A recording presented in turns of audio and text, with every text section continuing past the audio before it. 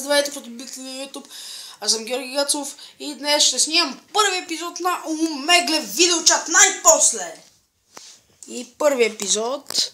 Надявам се да се вижда хубаво. Ето, текст или видео. Текст или видео искам. Какво искам аз? Видео искам. Както всеки нормален човек искам видео. Нилчат. О, не, защо? Не се виждат екраните, бе. Вау, някой няма ли да ми вдигне? Аз ще приготвя хай все пак. Беше ти вдигнал. О!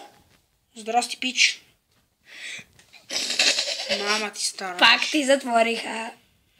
Защо все ми излизаш по дяволите? Ще се гръмна.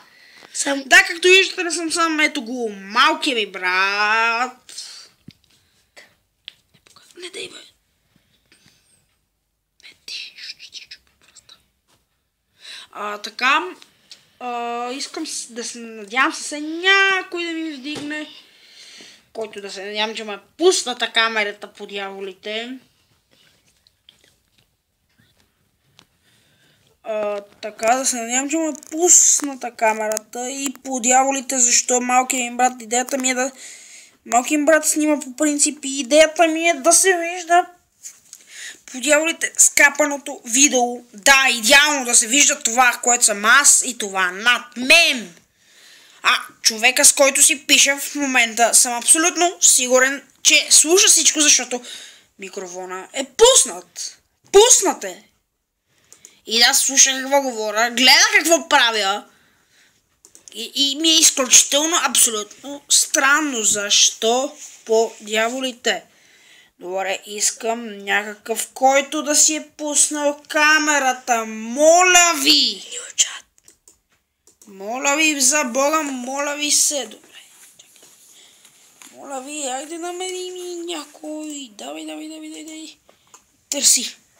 Нио. Кой намерихме? Защо, бе, пичове?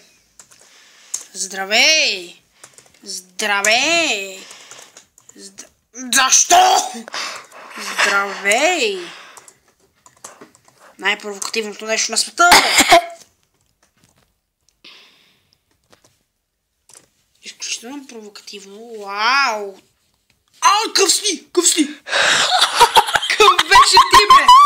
И брат ми, както винаги, го изтърва, понеже не снимах. Да, но се виждаше така. Идеята ми е да се виждат и двата екрана. Гледай тук. О. Хи.